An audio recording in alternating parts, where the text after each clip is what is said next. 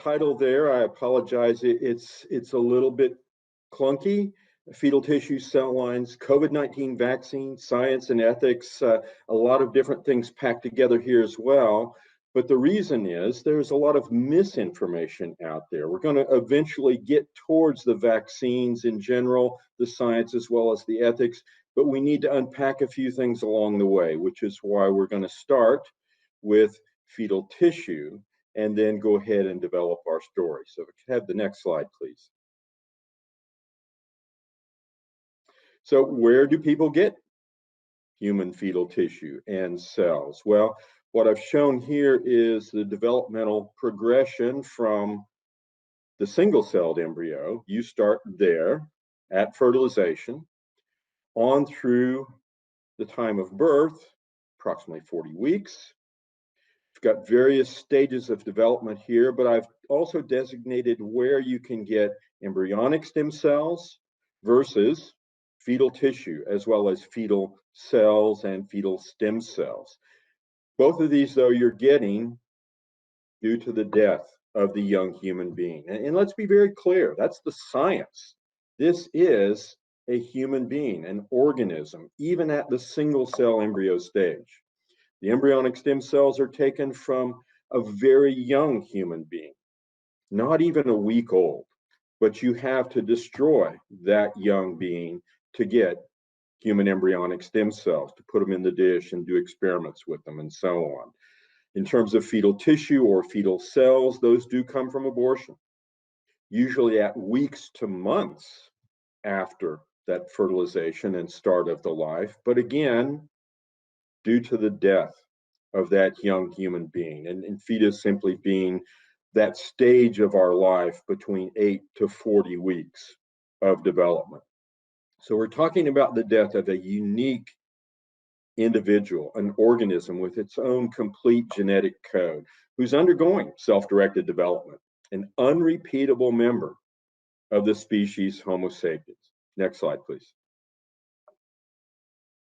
If we talk just about stem cells at this point, I wanted to give some contrasts and comparisons here. If we talk about fetal stem cells or embryonic stem cells, as we saw their origin in that previous slide, in both cases, these again are due to the death, and you are causing the death of that individual to be able to isolate whether it's fetal stem cells or embryonic stem cells. In both cases, they have yet to live up to any of the hype that we have kept hearing about them for years, even for decades, in terms of the fetal and the embryonic stem cells, as opposed to something like adult stem cells. And you don't need to be 21 years old to own an adult stem cell. They're in our bodies from the moment of birth on. We just have used that term to differentiate them very much from the fetal or the embryonic stages. You can take them from your own body or from consenting donors. In point of fact, these are the cells that have been successful in actually treating anybody for dozens of different diseases. At last count, somewhere around 2 million people around the globe have received adult stem cell transplants. And it really is considered the gold standard when it comes to stem cell transplants. There's another stem cell, new stem cell on the block, you might say, induced pluripotent stem cells. These are normal cells taken from, again, either the patient's own body or from consenting donors, but without harm or destruction of those lives. They're reprogrammed to function to look like an embryonic stem cell, but again, they didn't come from an embryo. They didn't come by causing the death of the individual from whom they were taken. It really is a revolutionary technology in disease research, and they actually have a greater flexibility and utilization than the embryonic stem cells. So it's the illicitly derived stem cells that are actually the successful ones, just pragmatically. Next slide, please. Now, if we want to talk about fetal tissue itself, not stem cells, but the fetal tissue, I want to focus our minds again in terms of this derivation. What does that really mean? I mean, sometimes people talk about fetal tissue as if It's just a clump of cells out here or something, no big deal. When we're talking about aborted fetal tissue, we're talking about actual organs derived after the death, or sometimes causing the death, of this young individual still under development. And in point of fact, taxpayer funding in the United States has actually helped maintain a market for these organs and tissues of these unborn human beings. I mean, these are, as some people have called them, baby body parts. And we're talking about trafficking in these tissues and organs and body parts. It's not just this amorphous collection of tissue. We're talking about organs like brains, bones, hearts, eyes, livers, and so on. Fetal tissue also research often involves harvesting those body parts and organs about halfway through pregnancy, which actually increases the chance that this aborted baby could have been born alive if they are delivered intact. And sometimes that does happen. Another point to bring out, which we'll continue to hit, is there are alternatives, though, to using fetal tissue derived by elective abortion.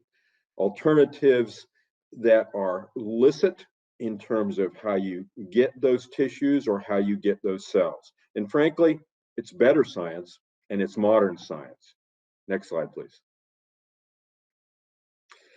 If you didn't see them, you probably should see some of these videos. They were released starting in 2015 by the Center for Medical Progress. David Leiden and one of his colleagues did some investigative journalism where they went undercover into abortion clinics or discussions with doctors at abortion clinics. And they posed as an intermediary for fetal tissue to be able to send that to researchers. They were actually discussing how much they could buy those fetal organs and body parts for, and how many they might be able to get from various abortion clinics, even though paying for those baby organs from abortion is actually illegal. Next slide, please. Here's part of a consent form that was given to some of the women who went into these abortion clinics. And I wanted to just show you this one part because let me read to you what it says. Research using the blood from pregnant women and tissue that's been aborted has been used to treat and find a cure for diseases such as diabetes, Parkinson's disease, Alzheimer's disease, cancer, and AIDS. Now, last I checked, none of these diseases had been cured, and certainly not using fetal tissue from elective abortion. But the idea here was to confuse people, to talk about how fetal tissue has been used to come up with all of these great cures and treatments and so on. Simply not true. There, in fact, have been 0 treatments and cures derived using aborted fetal tissue. Next slide, please. Basic research has relied in recent years in terms of fetal tissue from abortion. What I'm showing you here on the left is the baby organs taken usually about mid-term, second trimester, and especially they're going after fetal bone, liver, and thymus gland to form what are called BLT mice.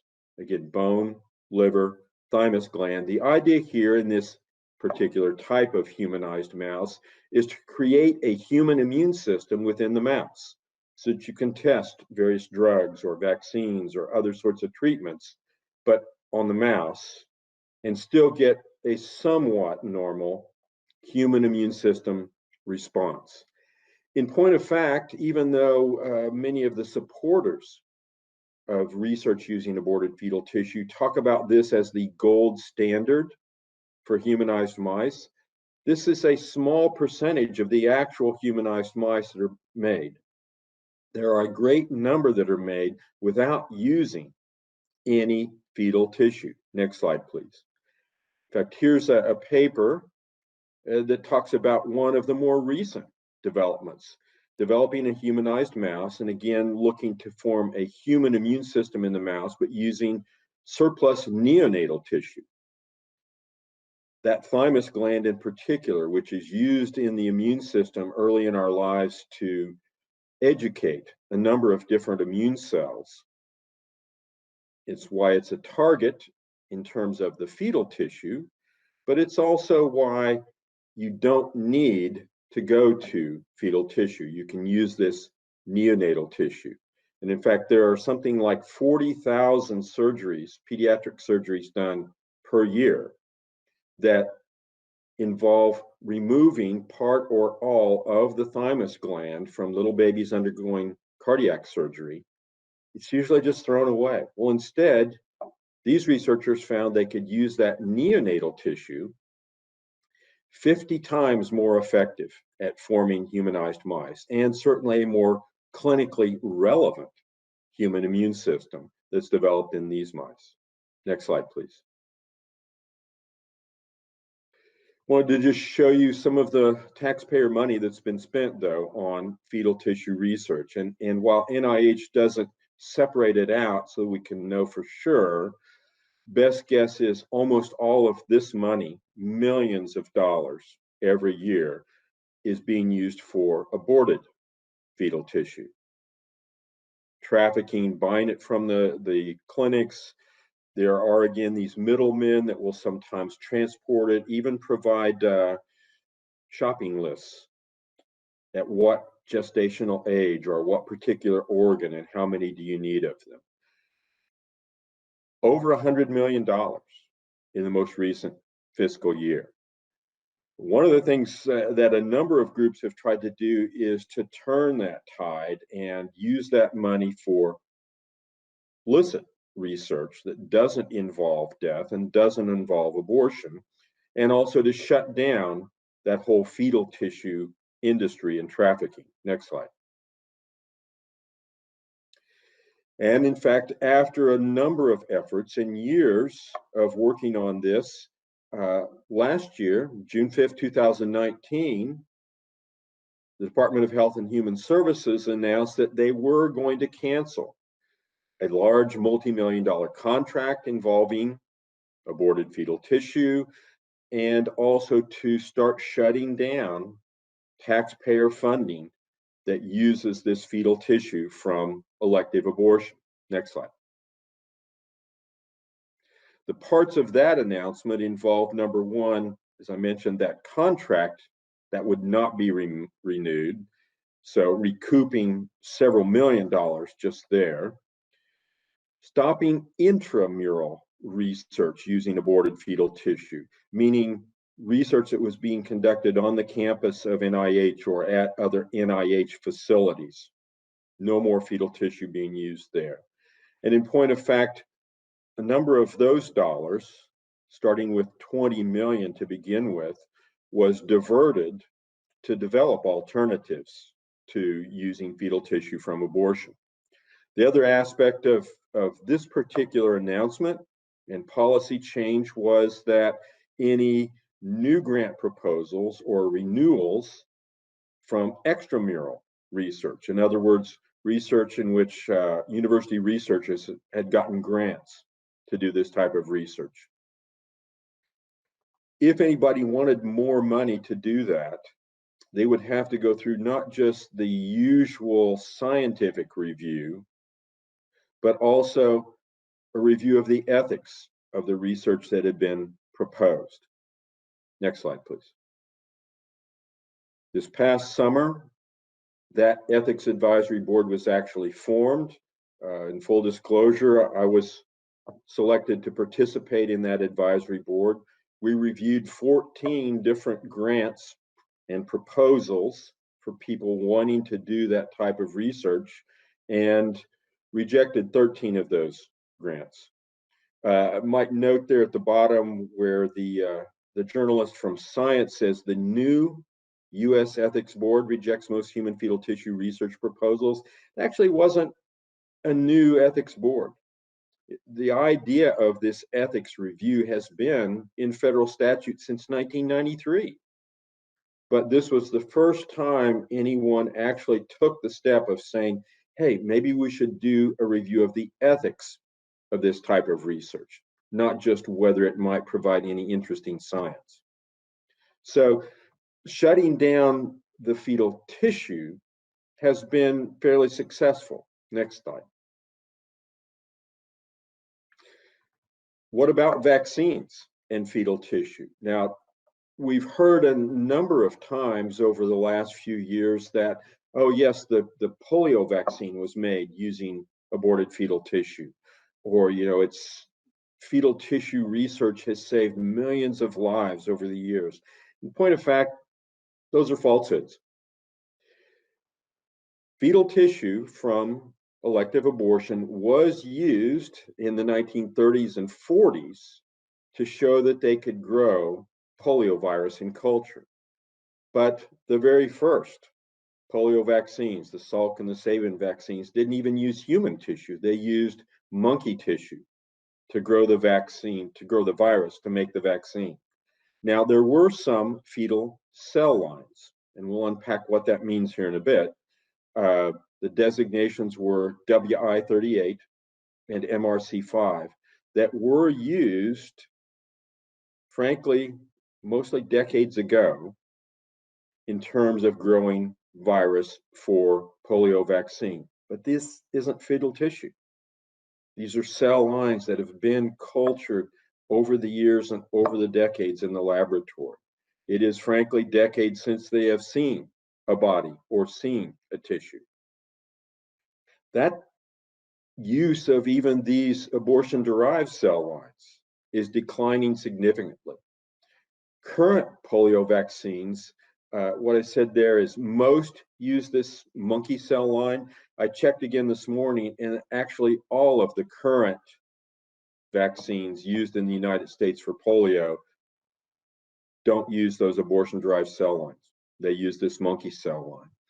Most vaccines in general in the United States definitely don't use any fetal tissue nor any of those fetal cell lines. For example, the flu vaccine, it's mostly used and grown in chicken eggs, as well as some canine cells and insect cells. This new Ebola vaccine, which is wildly successful, has been grown in that monkey cell line. And the new shingles vaccine, the old one was grown in an abortion-derived cell line, no more. The new and frankly more effective shingles vaccine called Shingrix is grown in a hamster cell line, all ethically derived. Next slide, please.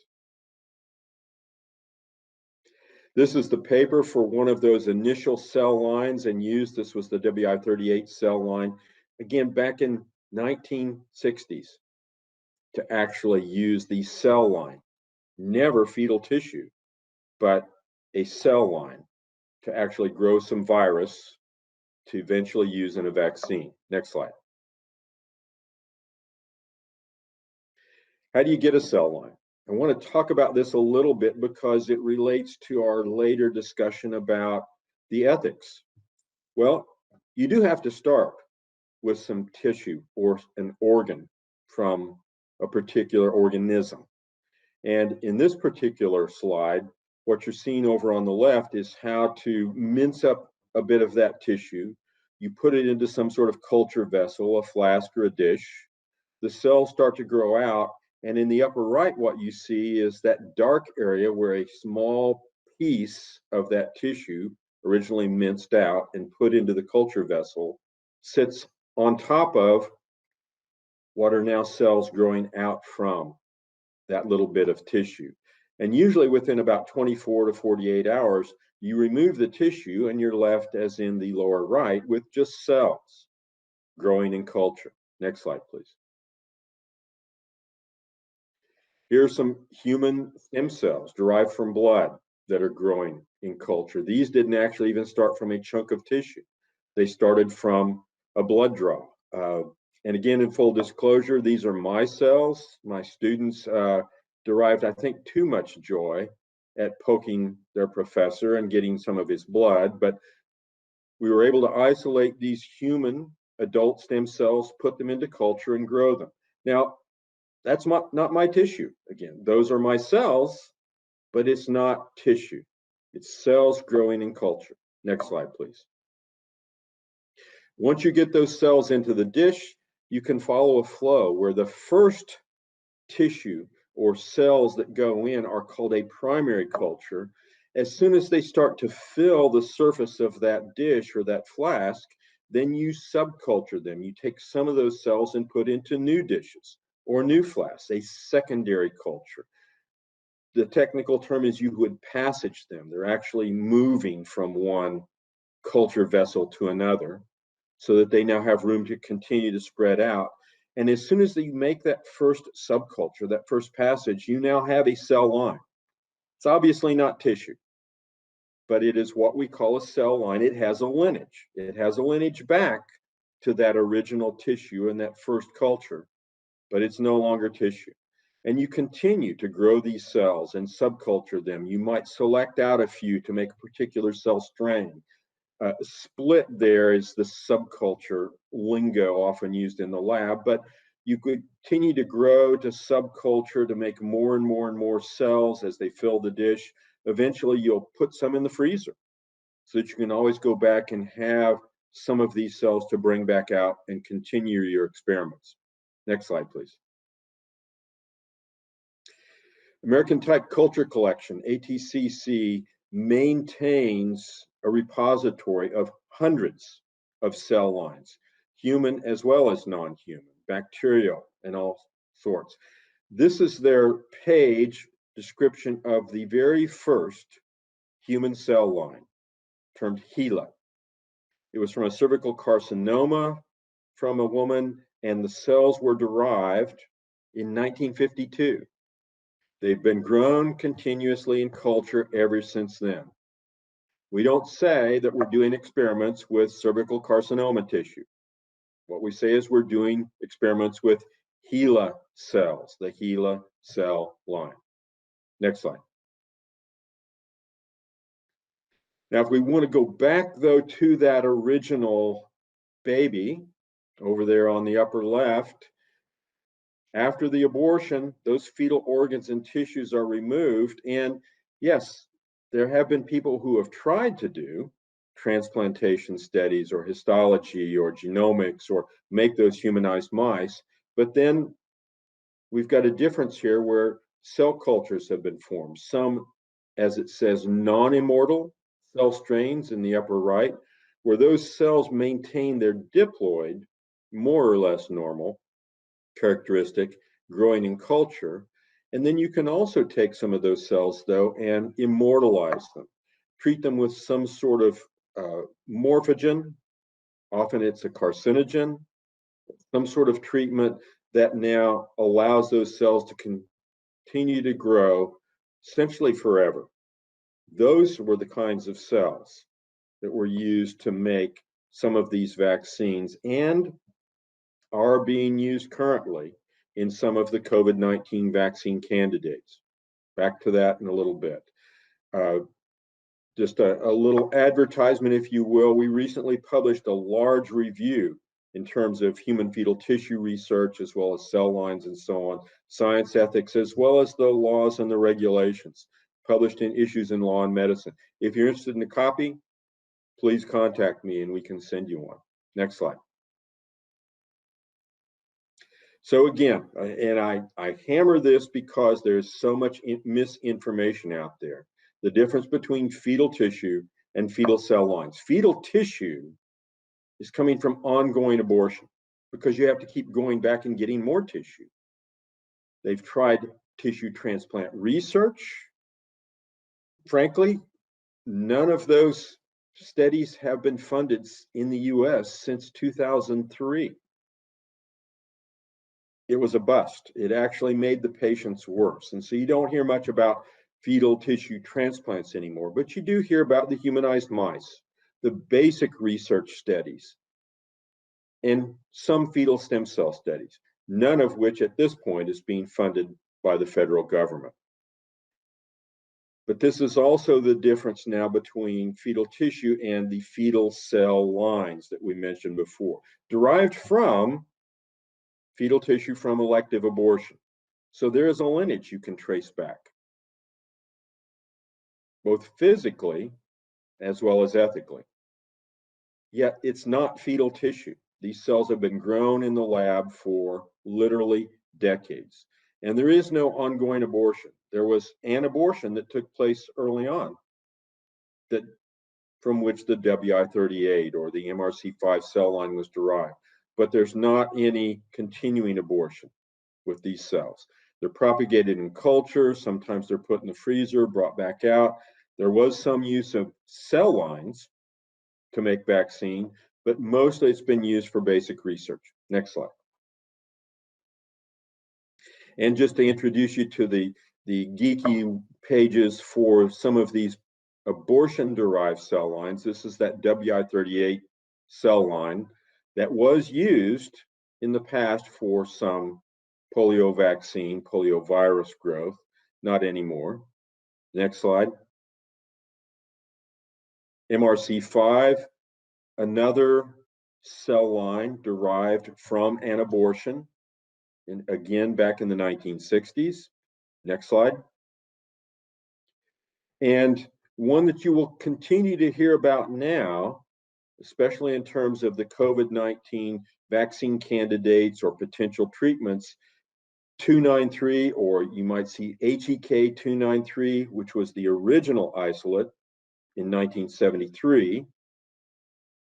But now there are variants 293T, EPA 293, 293F, but all again tracing their origin back to that abortion back in the 1970s. This is an immortalized cell line, though. It continues to grow in culture year after year after year. Next slide, please. What about growing viruses? So before we talk about vaccines, we need to talk a little bit about how do viruses grow and why do you need cell lines to grow viruses? Well, viruses are obligate intracellular parasites. They require growth inside a cell host. They have some nucleic acid, some proteins, some lipid, but no metabolic machinery of their own. So you have to grow them in a living cell. Now, for a number of these viruses, sorry, I've lost the visual here. Here we go. Many of them may be host specific in terms of the organism or tissue specific, but sometimes you can adapt them to grow in different cell types. So a virus that might only grow, let's say, in chickens could be adapted to grow in human cells or vice versa. The types of growth medium, if you will, whole organisms, obviously you could grow viruses that way, but that's not a very good way, especially if you want to grow up lots of virus for a vaccine. So what we see nowadays, embryonated eggs, similar to what's done for almost all of the flu vaccines right now, or cell culture, using again one of those cell lines we mentioned, or a number of ethically derived alternative types of cell lines. Next slide, please. So how does a virus work? It attaches to some receptor on the outside of a cell, as you can see in the upper left there. And I'm using the coronavirus because that's where we're headed. What about these up and coming coronavirus vaccines that we keep hearing about? Notice the little spiky things around the outside, which is why it has the name of coronavirus. Those are called spike proteins. It's what the virus uses to specifically attach to specific receptors on the cell, and it helps the virus get inside the cell, where once inside, in number 2 there, this virus has an RNA genome, but that is revealed, and then the virus takes over the cellular machinery to make more viral genome and to make a bunch of virus proteins. That's repackaged, as you can see over there on the right. Then, instead of just one virus that infected this cell, you could get hundreds or thousands back. Again, you have to use the cell, though, as the machinery to make lots and lots of virus. Next slide. This is in one respect, the old-fashioned way to make a vaccine. You use those cell cultures. You grow lots and lots of virus, as in number 3 there. And then you don't want to just infect somebody with healthy, active virus, so you attenuate or you inactivate the virus. Attenuate, you weaken it so it doesn't grow very well, or completely inactivate it. But then that's what you get in your vaccine. You get whole virus, but it's weakened or unable to actually infect. And so our cells, and especially our immune cells, look at that picture, that presentation of the whole virus, and they then become armed and ready with cell-based as well as antibody-based immune responses in case an actual active virus were to infect you. Now, again, this is kind of the old-fashioned way. It's how almost all of the current viral vaccines that are licensed in the United States have been made. But it turns out there are new ways to make vaccines. Next slide. Just to point out that you have to make lots and lots of virus so you can make lots and lots of vaccine or lots and lots of treatment, depending on that. So you need to get away from the idea that all of this is taking place in those little petri dishes, those little cell culture flasks. We're talking about hundreds of liters of growing cells and growing virus. This just gives you a picture of some of those. Next slide, please. So once again, with these fetal cell lines that we've been talking about, some of which continue to be used, they have an illicit heritage, but there's no ongoing abortion. So the cells have been grown in culture for literally decades. You expand them, you multiply them, you use them for viral growth or other kinds of studies. Sometimes they go in the freezer, sometimes you bring them back out, and so on. You can still trace ethically back to that abortion, but there's no ongoing abortion. So you're at some distance, both temporally and physically, from that original evil event. Next slide, please. And just to show you that some of these current licensed viral vaccines do use those old fetal cell lines, I've taken just from some of the examples of current licensed viral vaccines, a part of the package insert, the description, and tried to highlight there. So for the MMR vaccine, the R, the rubella part, that is propagated in WI38 cells, one of those abortion-derived cell lines. The mumps and the measles part are not, but the rubella part is and continues to be, and then they're mixed together for the MMR vaccine. The hepatitis A vaccine, grown in that MRC5 abortion-derived cell line.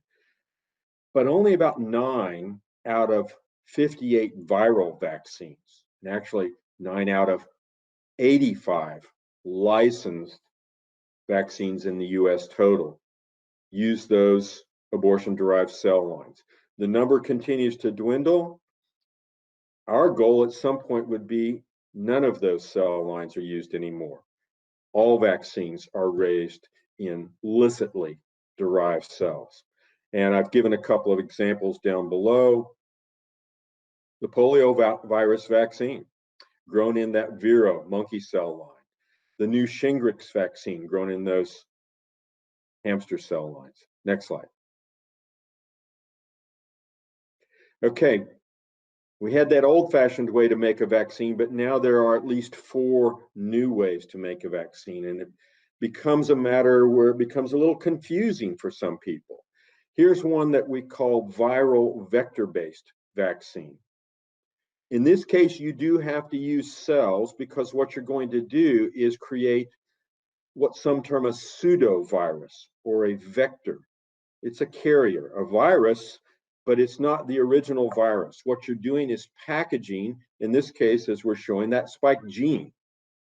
not the entire genome for coronavirus, but just the gene for that little spike that occurs on the outside of the coronavirus. Because if you were an immune cell looking at one of those viruses, that's the most recognizable feature. That's in a sense what you want on the wanted poster that immune cells will be looking at, the most recognizable feature so they can identify it.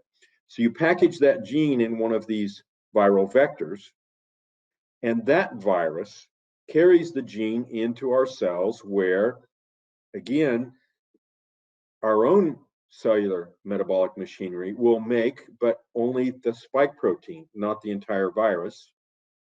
Spike protein is then secreted, and our immune system can respond to it, be ready to attack if an actual coronavirus invaded.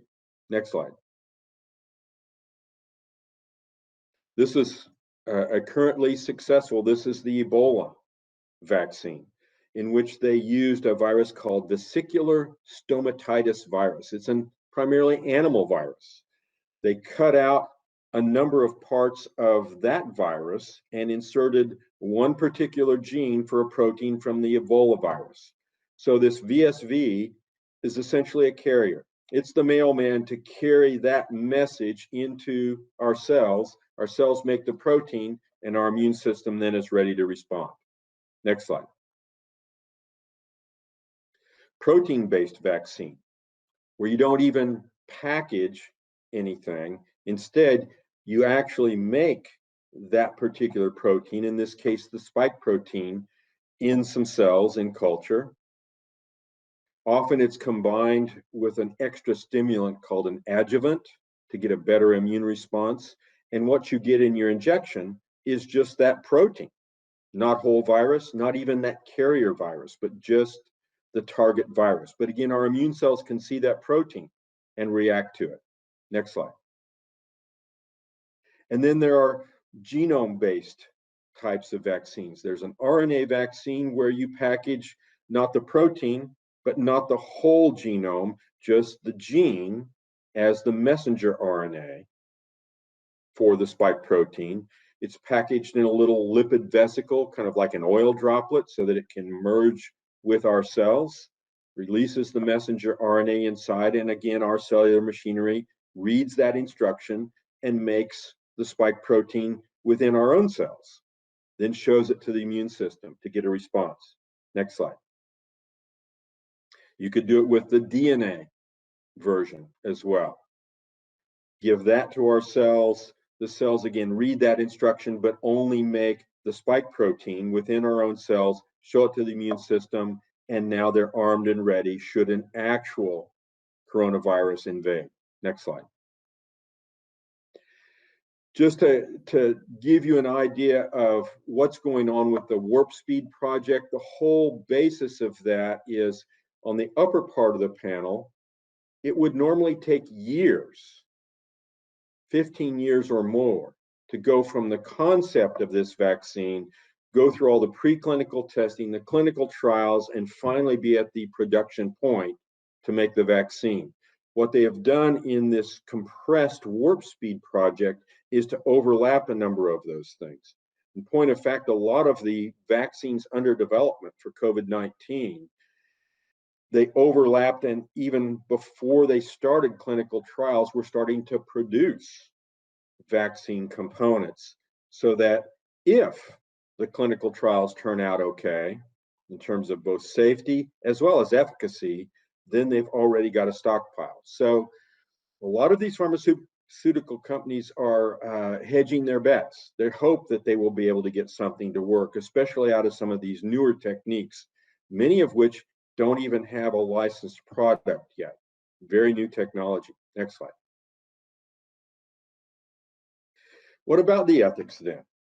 I mean, you can trace this back, and the question is, how close are you to that evil act? How close are you to the abortion? Ethicists usually look at several sorts of potential interactions or cooperation or complicity. Formal, meaning you had a shared intent.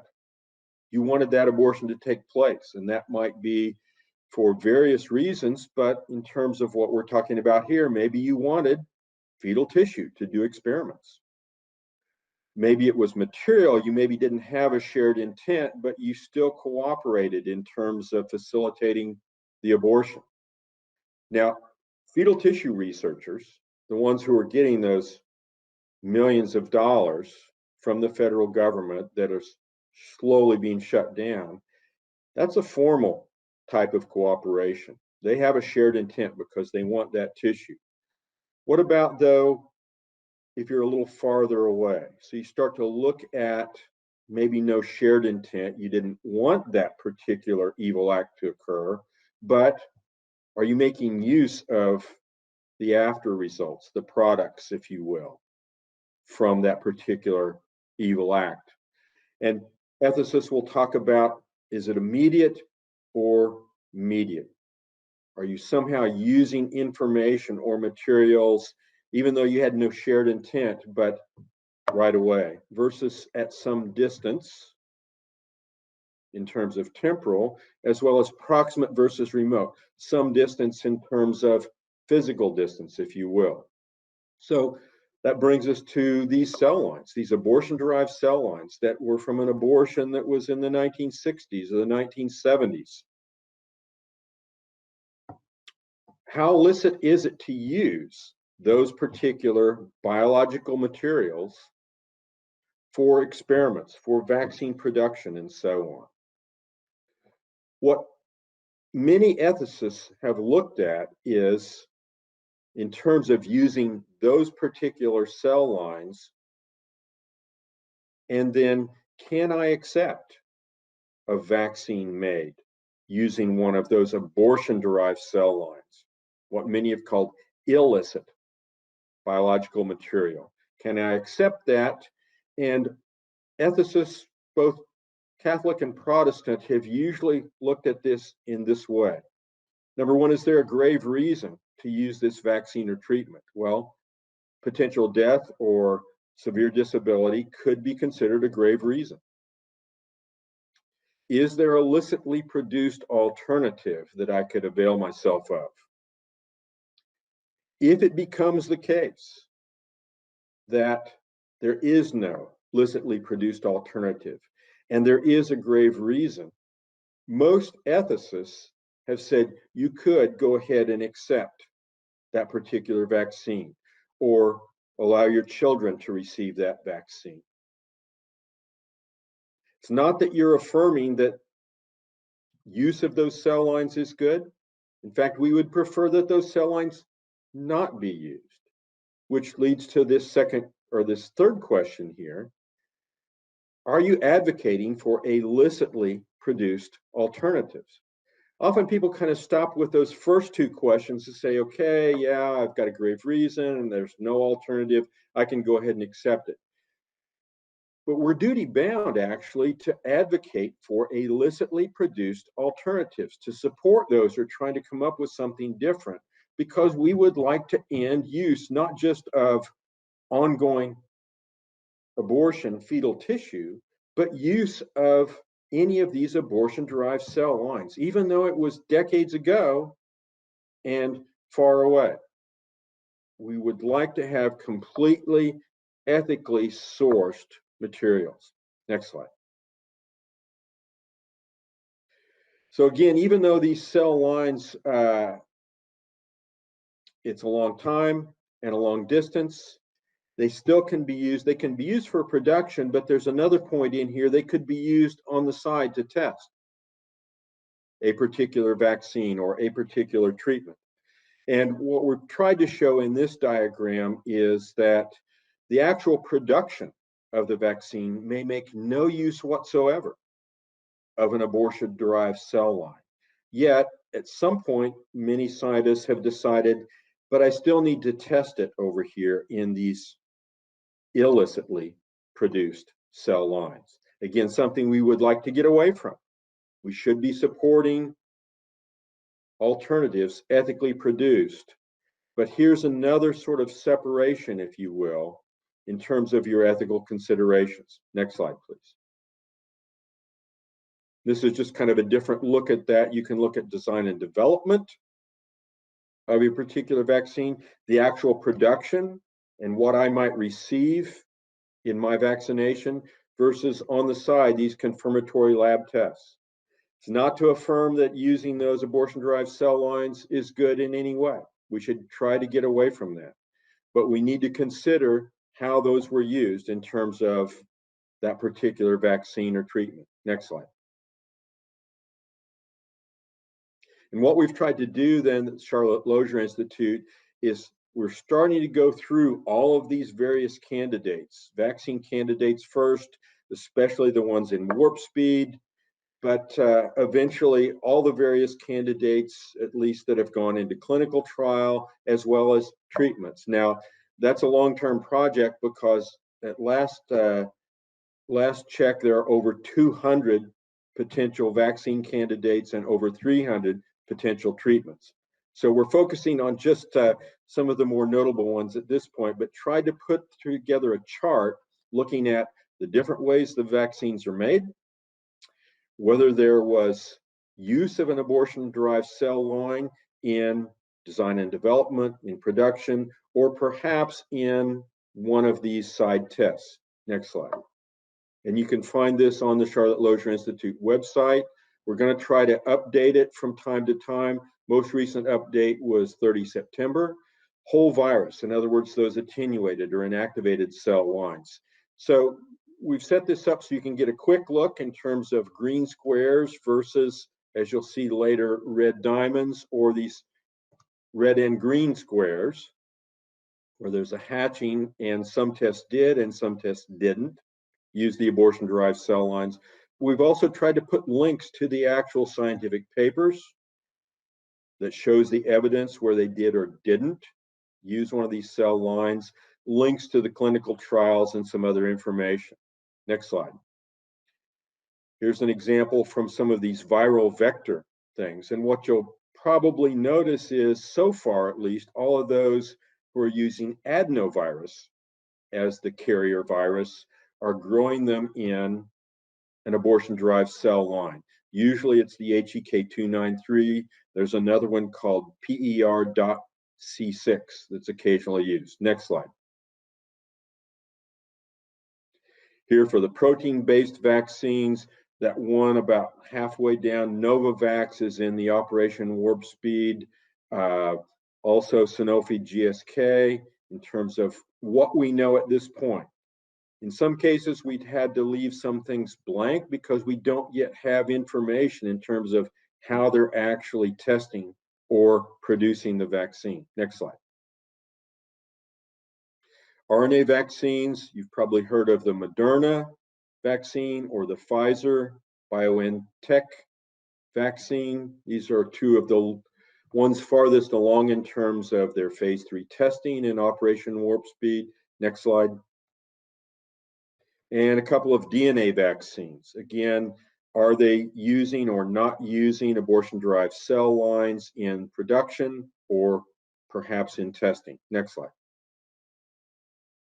So the bottom line is, when we start to talk about these vaccines, or any vaccine in particular, but especially the COVID-19 vaccine candidates, viral vaccines do sometimes require production using these cultured cell lines. And the question then becomes, what's the origin of that cell line? Because they could be derived licitly or illicitly through abortion. Even though it's been some time and some distance, we need to consider that ethical heritage when we start to look at whether I, in good conscience, could accept that particular vaccine or treatment. And so we're looking at the origin and the use of any of those cell lines, their safety and efficacy also, but alternatives. And again, I think we are duty bound to try and advocate for alternatives and support those who are trying to come up with these illicitly derived types of alternatives. We'll all benefit. Next slide. Because we're all in the same boat here.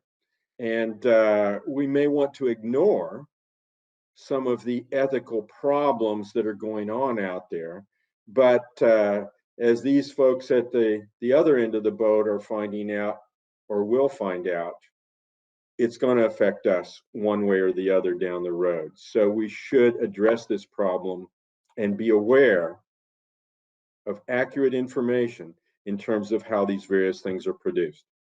Thank you.